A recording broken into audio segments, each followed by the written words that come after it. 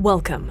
You're listening to the Malcontent News Russia-Ukraine War podcast, the show that cuts through the fog of war and updates you about the ongoing conflict in Ukraine. Don't forget to like, comment, and subscribe on Apple Podcasts, Spotify, and Google Podcasts. Hello, I'm Marina Yevshan, co-host of the Russia-Ukraine War Report podcast, and today is February the 12th, 2024.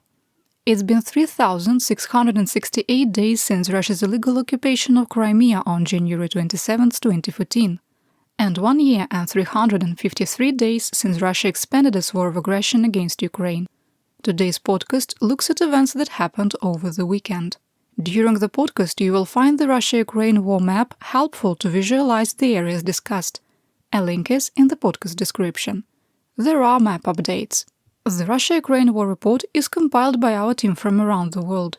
Today's report includes information from our direct contacts and journalists in Ukraine, the Russian Ministry of Defense, the General Staff of the Armed Forces of Ukraine morning reports, operational commands north, south and east of Ukraine, open source intelligence, our in-house team of analysts and geospatial experts, and pro-Ukrainian and pro-Russian mail bloggers and social media channels with a track record of trying to be accurate. We have one mission, the truth, because the truth matters.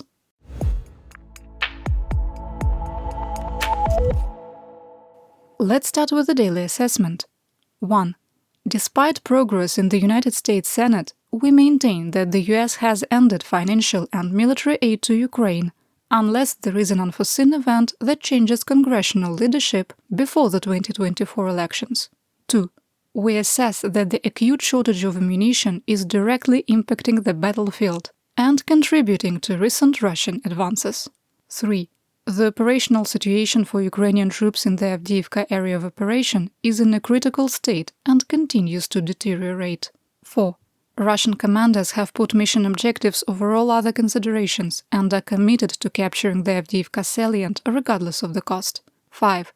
Russian forces have restarted the offensive to capture Chasiv Yar west of Bakhmut. 6.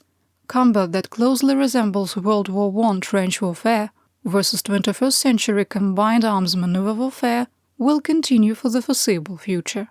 7.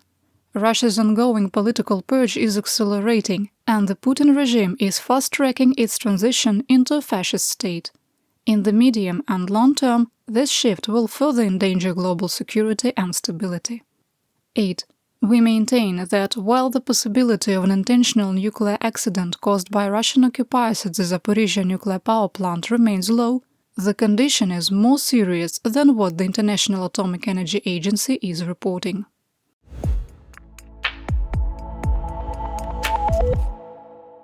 Before I get started, we couldn't possibly cover everything in the weekend situation report in today's podcast. There is a lot more news in our daily situation report, and there is more information in the podcast description. We begin in Kharkiv Oblast in the Kupiansk area of operation, or AO.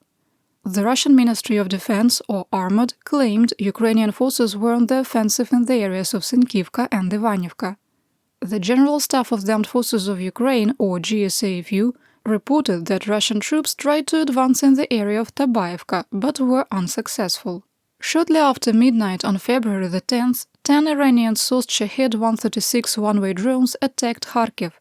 8 were shot down. At least one UAV struck a pipeline behind Kotelna Street in the Nemyshlansky district. The burning fuel leaked onto Kotelna Street, destroying 14 houses. 7 people burned to death in their homes, including a family of 5 and a married couple. Rescuers found the children's mother, Putyatina Olga, cradling her 2 youngest children, 10-month-old and 4 years old. Her husband and 7-year-old son were also killed, and officials had to use DNA to identify their bodies. 5 people were left homeless. On February the 11th, Kharkiv Oblast Administrative and Military Governor Oleg Sinyogubov reported that Russian S-300 anti-aircraft missiles used for a ground attack struck Lubutin, west of Kharkiv. There were no casualties and only light damage was reported. In the Kremennaia of Luhansk Oblast, Armored reported that Ukrainian forces were on the offensive in the area of Dubrova. In the Lysychansk, Russian forces continued their attacks north, east and southeast of Bilogorivka. Geolocated video confirmed a tactically significant Russian advance to the eastern edge of the village. The map was updated. East of occupied Novoalexandrivka, a Russian 9S-36M air defense radar and a Buk M3 air defense system were destroyed. We link to pictures in our daily situation report. A link is in the podcast description.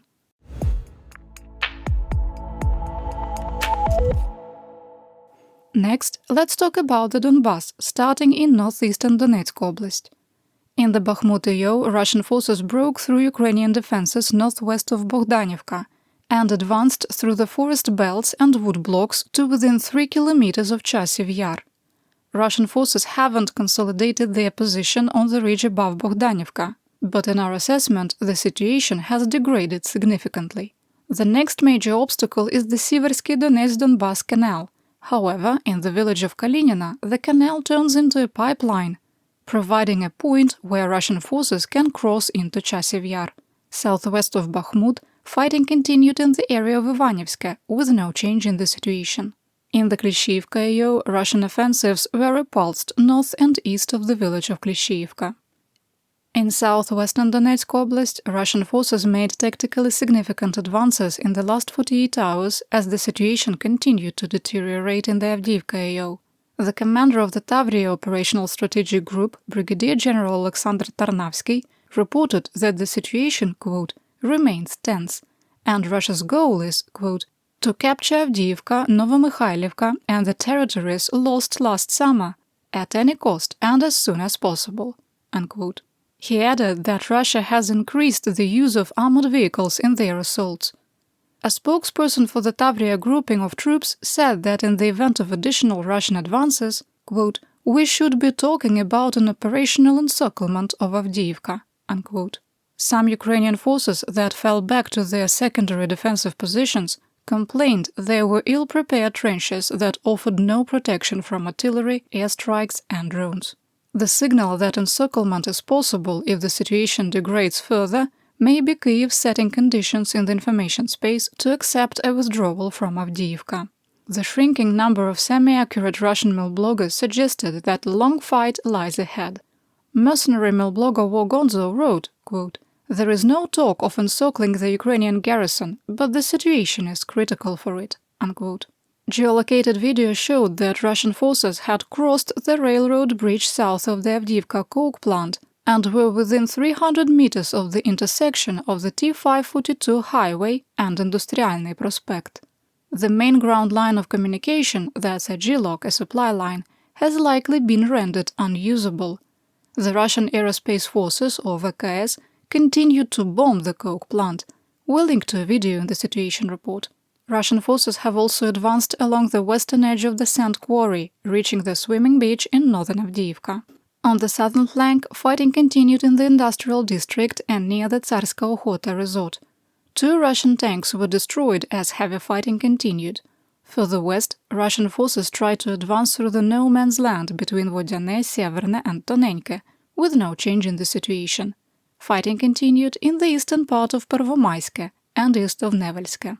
In our assessment, Ukrainian forces do not have the resources to push Russian troops back. In the Marinka AO, Russian troops withdrew from Krasnogorivka back to the northern edge of Marinka. Ukrainian forces retook control of the mine complex mineshaft southeast of the settlement. The map was updated. Fighting continued on the eastern edge of Georgievka and northeast of Pobeda with no change in the situation. In the Vuhledar AO, Russian forces made multiple attacks on the southeastern and eastern edges of Novomykhailivka, but continue to be unable to consolidate their gains. Ukrainian source Deep State reported that Russian occupiers built a 30-kilometer-long defensive line from Olenivka to Volnovaha using over 2,100 railroad cars. The new fortification is visible on medium-resolution satellite images. In the Staromlynivka AO, mutual fighting was reported on the Donetsk-Zaporizhzhia Oblast's administrative border, north of Pryudne, with no change in the situation.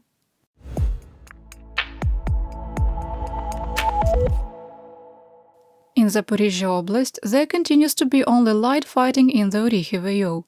Ukrainian forces made marginal gains southeast of Robotine, near the northern edge of Novoprokopivka. The map was updated. A Russian base in occupied Tokmak was hit by rockets fired by HIMARS, striking a warehouse with Russian armor and trucks, destroying several vehicles. Thanks to bad Russian operational security, we have pictures. In occupied Berdyansk, Russian collaborator Alexander Gali was killed. Insurgents didn't provide specific information on the cause of death.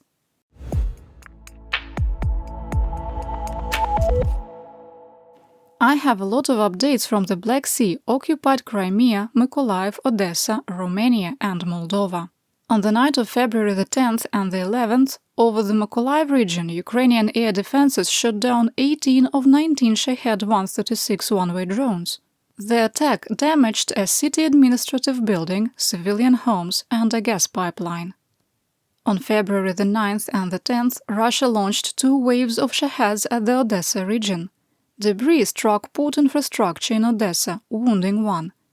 During the second wave, another 12 drones were shot down along the Danube River. 3 people were wounded south of Izmail, and a 4th was hurt in the town. Falling debris caused a fire in a private home. During the drone attack on Ukraine's Danube ports, Türkiye scrambled F-16s from Fateshti Air Force Base in Romania. The General Inspectorate for Emergency Situations of Romania also issued an air raid warning for the Tulcea and Galați districts. Romanian officials said that there was no indication that its airspace was violated, but a search for drone debris was ongoing near Tulcea. The Ministry of National Defense of Romania condemned the attack, quote, on the facilities and elements of civilian infrastructure in the Ukrainian Danube ports. These attacks are unjustified and seriously contradict the norms of international humanitarian law, unquote.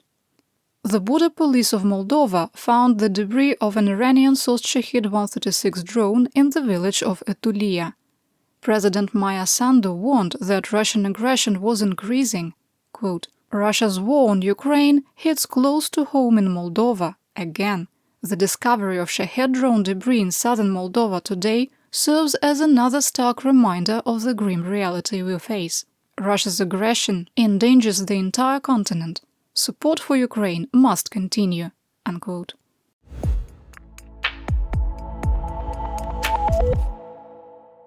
I have updates from western and central Ukraine. In Dnipropetrovsk Oblast, a Shahed-136 UAV struck the Pavlograd region. Power was knocked out to part of the city in the Sinelnikove. During the evening of February the 11th, a Russian missile was shot down in the same area, with debris damaging a power plant and knocking out power to 39,000 homes. 2 more Shaheds were shot down near Cherkasy and another 2 near Zhytomyr.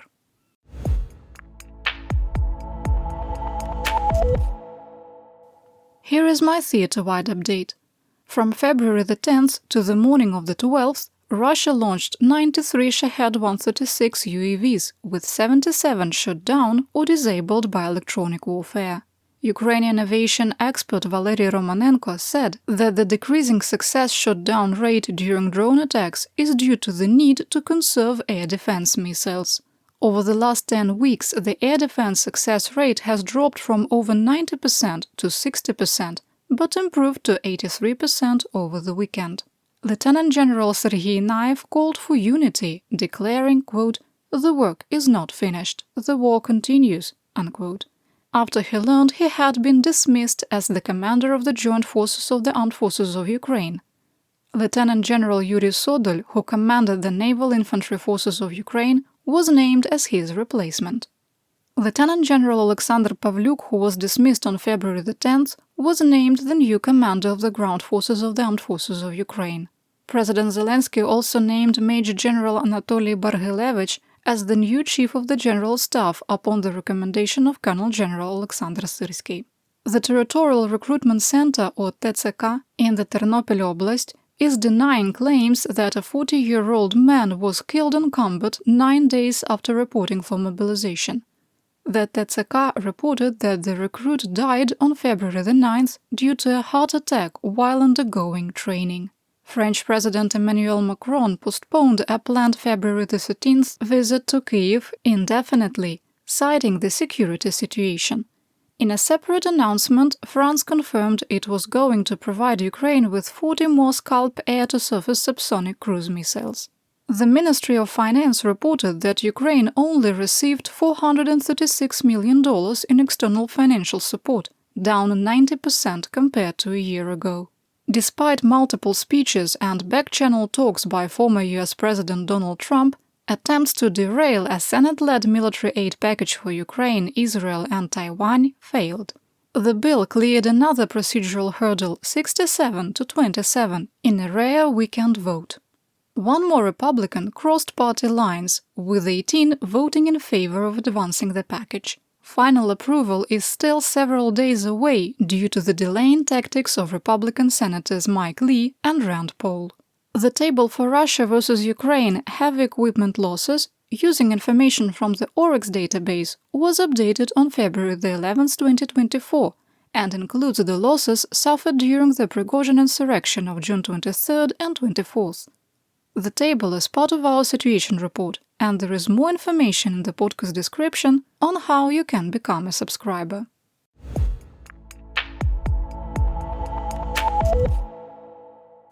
It's time for Mobiks, Mobilization and Mir. The Ukrainian 46th Air Assault Brigade captured a Russian contract soldier from Sierra Leone. In Zaporizhzhia, Ukrainian soldiers with the 118th Mechanized Brigade found the IDs of Russian contract soldiers from Kyrgyzstan near Robotine after a recent offensive. Russian contract soldier Suman Rai from Nepal claimed that a family member in South Korea paid a $2,000 bribe, permitting him to break his contract and return to Nepal. US news agency CNN reported Nepali lawmaker Bimala Rai Padial, testifying in parliament, said 15,000 Nepali citizens are fighting in Ukraine on behalf of Russia. Syrians are reportedly being brought to Moscow, giving citizenship, and immediately mobilized into the Russian Federation armed forces. Moscow is actively recruiting contract soldiers from Cuba, Sudan, the Central African Republic, Somalia, the Democratic Republic of the Congo, Malaysia, and the previously mentioned Nepal and Sierra Leone. 21 members of the Russian 155th Naval Infantry Brigade claimed that a battalion commander was sending the units forward without artillery or medical support. The Marines claimed that Russian blocking troops shot members of their unit when they tried to retreat. In the video, the platoon appealed for Russian commanders to take action against the unit's political officer and battalion commander. On Friday in Orenburg, the air crew of the Il-76 shot down near Belgorod on January the 24th was buried with military honors. Absent from the funeral were the 3 alleged Russian guards who were on the military transport, whom the Russian Ministry of Defense has never named. The Kremlin claimed without evidence that 65 Ukrainian prisoners of war were on the plane when it crashed and continues to refuse to return the alleged bodies to Ukraine. Russian troops shared a picture of the Cheburashka multiple launch rocket system being used. Why is that a big deal? The Cheburashka was developed in the so-called Donetsk People's Republic, or DNR, and can fire 64 240mm rockets with a range of 9,600 meters. The ammunition likely came from North Korea, indicating that the rogue nation is supporting barrel and tubed artillery. Despite sanctions, the Italian arms manufacturer Beretta has supplied over 800,000 rounds of ammunition and almost 6,000 small arms to Russia. An investigation by the Insider and Italian publication Irpe Media alleged that shell companies owned by Russian arms dealer Mikhail Hubuta were arranging the shipments. Russian and Ukrainian sources claim that Russian troops are using SpaceX Starlink internet terminals, and it has become systemic. Russian troops shared pictures of stacks of Starlinks being unboxed, and members of the Russian 83rd Air Assault Brigade are using Starlink in the Avdiivka and Mariinka AOs. Adding to the proof, Ukraine shared a video of a drone dropping an IED on a Russian position equipped with one of the SpaceX internet terminals. SpaceX CEO, CTO and chairman of the board Elon Musk denied that Russia had the terminals. On Twitter, also known as X, Musk tweeted, quote, "A number of false news reports claim that SpaceX is selling Starlink terminals to Russia. This is categorically false. To the best of our knowledge, no Starlinks have been sold directly or indirectly to Russia." Unquote. Multiple Russian mail bloggers mocked Musk's claim. Romanov Light wrote, quote, "We should expect it to be available everywhere in the Northern Military District Zone. Quick sidebar, that's what Russians call occupied Ukraine. And they will be especially happy in the Luhansk People's Republic." Unquote. When pressed on Twitter on whether grey market Starlink terminals would work, Musk replied, quote, "Starlink satellites will not close the link in Russia." Unquote. We're with you. We're not sure exactly what that means. The Moscow Times reported the former First Deputy Minister of Defense and Chief of the General Staff, Russian General of the Army Yuri Belousky, said that Russian military hardware had failed in battle. Quote, "A record state arms program in the history of the country, costing the budget 20 trillion rubles for 10 years, it turned out to be powerless to eliminate the gap between Russian weapons and Western ones. The war in Ukraine has revealed problems with key types of weapons of the Russian army: artillery, missile systems, tanks, and aviation." Unquote.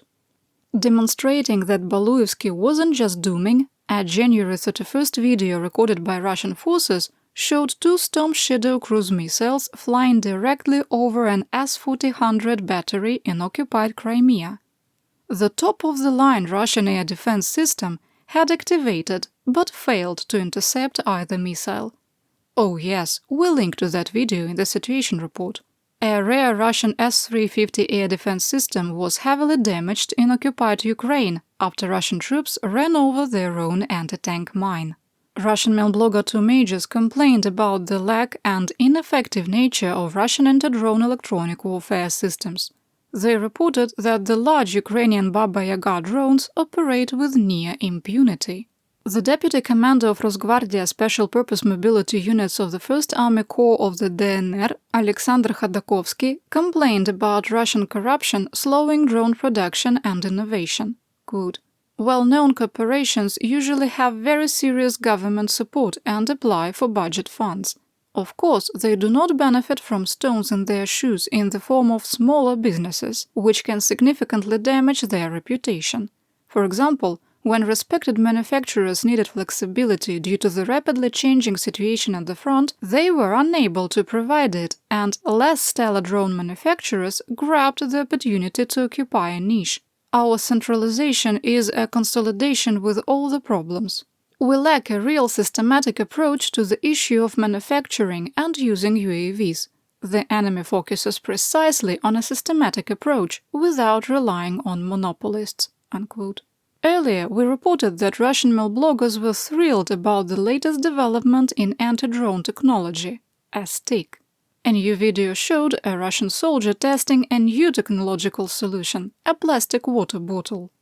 While the field test of the stick was a success, the video showed the plastic bottle needs further testing and development. Norway refused to provide former private military company Wagner Group commander Andrei Medvedev with asylum due to him being an illegal combatant. Medvedev's lawyer said, quote, "If he was a soldier of the Russian army, he could be granted asylum in Norway, even if he participated in military operations in Ukraine. But since the Wagner Group was not formally part of the Russian armed forces, the Norwegian authorities believe that he should not receive protection as a refugee." Unquote. Medvedev has had 3 brushes with the law since he crossed into Norway a year ago. Over the summer, he expressed his desire to return to Russia, but now wants to stay, fearing prosecution and torture. You're listening to the Malcontent News Russia-Ukraine War Podcast. Our team of journalists, researchers, and analysts is funded by readers, listeners, and viewers just like you. To support independent journalism, please consider becoming a patron. You can find us on patreon.com/malcontentnews.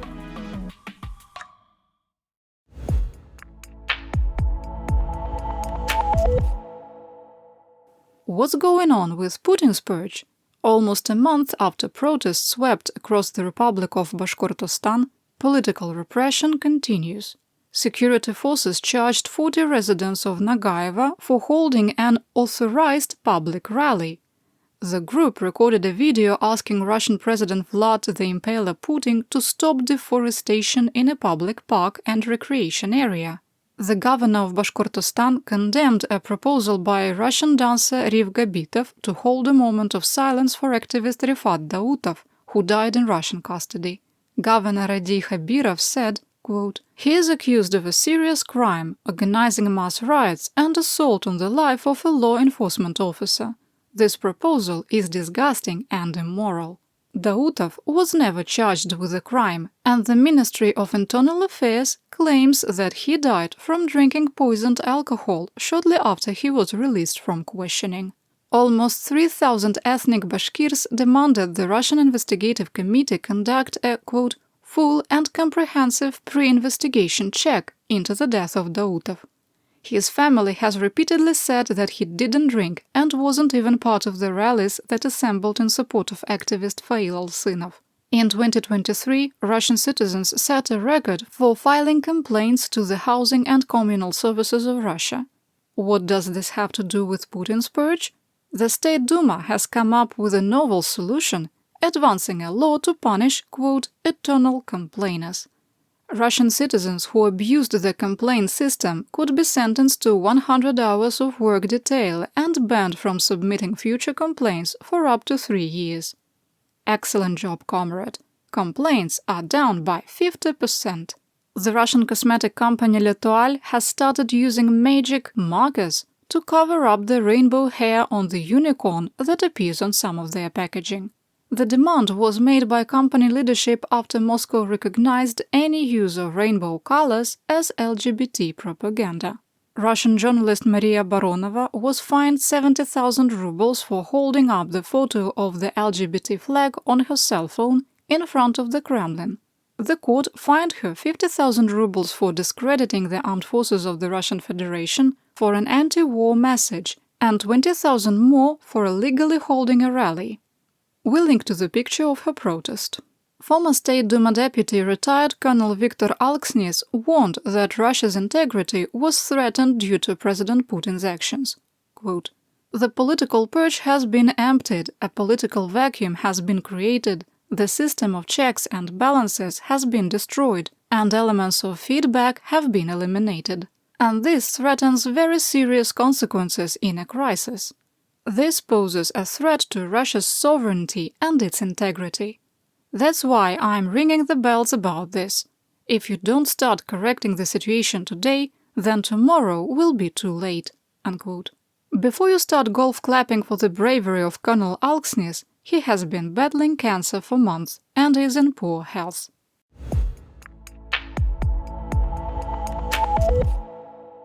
Our War Crimes and Human Rights section sometimes discusses abuses and atrocities, including graphic details of torture, abuse and gender-based violence. Today's report contains mild content. Human Rights Watch completed an 18-month investigation into the siege of Mariupol and, after interviewing 240 survivors, concluded that President Putin should be charged with additional war crimes. The organization documented that at least 8,000 civilians were killed during the Russian attack on the city before mortuary record-keeping collapsed.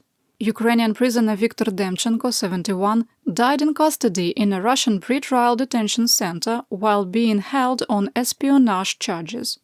Demchenko was arrested in August 2023, and there was little information about his case. The United Kingdom news publication The Guardian reported the International Criminal Court, or ICC, is opposed to holding special tribunals for Russian war criminals. The ICC said they have no jurisdiction over the Russian Federation as the country does not recognize the Rome Statute. The claim is highly unusual. In March 2023, the court charged President Putin and Russia's Commissioner for Children's Rights, Maria Lvova-Belova, with war crimes for the illegal deportation of thousands of Ukrainian children. In the DNR, the Russian-controlled and illegitimate Supreme Court sentenced 33 Ukrainian soldiers to 27 to 29 years in a strict regime colony, essentially a death sentence. In May 2022, they surrendered as part of a United Nations and International Committee of the Red Cross brokered deal. The convictions come after another soldier who surrendered in April 2022 was sentenced to 18 years in a maximum security penal colony. Ukrainian soldier Volodymyr Tsema-Bursov, a musician with the 56th Separate Motor Infantry Brigade, who was captured on April 12, 2022 in Mariupol, was repatriated on January 4th. He lost 38 kilograms, that's 84 pounds, while in Russian captivity. He reported he was transferred to different prisons multiple times, beaten, tortured, and repeatedly interrogated.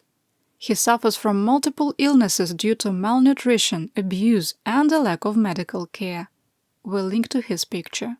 The Ministry of Justice of the Russian Federation declared the Crimean Tatar Resource Center an undesirable organization. The announcement came less than a week after the ICC found that Russia was not committing war crimes against the ethnic minority due to a lack of evidence. Activists also reported that Russia is systematically erasing the Crimean Tatar language after the 2023 teaching banning. Since February 24, 2022, expanded Russian aggression has destroyed or damaged more than 500 religious buildings, including Christian Orthodox churches, synagogues, and mosques. Over the last week, 4 children from occupied Kherson Oblast and 1 from occupied Zaporizhzhia Oblast were repatriated by the NGO Save the Children and the Way Home project.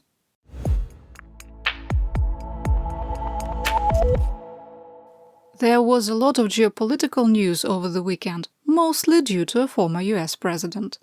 During a campaign speech, former US President Donald Trump sent shock waves across Europe, saying he would not honor NATO Article 5 to any nation not paying their expected 2%. One of the presidents of a big country stood up and said, well, sir, if we don't pay and we're attacked by Russia, will you protect us? I said, you didn't pay? You're delinquent? He said, yes, let's say that happened. No, I would not protect you. In fact, I would encourage them to do whatever the hell they want. You got to pay. White House spokesperson Andrew Bates condemned the remarks, quote, encouraging invasions of our closest allies by murderous regimes is appalling and unhinged, and it endangers American national security, global stability, and our economy at home, unquote. The president of the European Council, Charles Michel, said that Trump, quote, serves only Putin's interests, and called the statement reckless. NATO Secretary-General Jens Stoltenberg repeated that the probability of a Russian attack on a NATO state is very high. He added that the alliance must switch to emergency production of weapons, as if in a state of war, and provide immediate support to Ukraine. The Minister for European and Foreign Affairs of France, Stéphane Séjourné, said that he is taking the threat of an attack on the NATO alliance by Russia seriously. Quote, in the current geopolitical circumstances, it is in our own interest to ask ourselves the right questions. Our defense budgets have to enable us to meet these challenges. We have to be more cohesive in organizing Europe's defense, unquote. The Minister of Defense of the Netherlands, Kajsa Ollongren, called for increased aid to Ukraine and for Europe to invest more in its defense. Since Russia expanded its war of aggression in 2022, the Netherlands has provided 2.63 billion euros of military support. One more headline. The Finnish government decided to keep its border with Russia closed through April 14th due to the national security risk.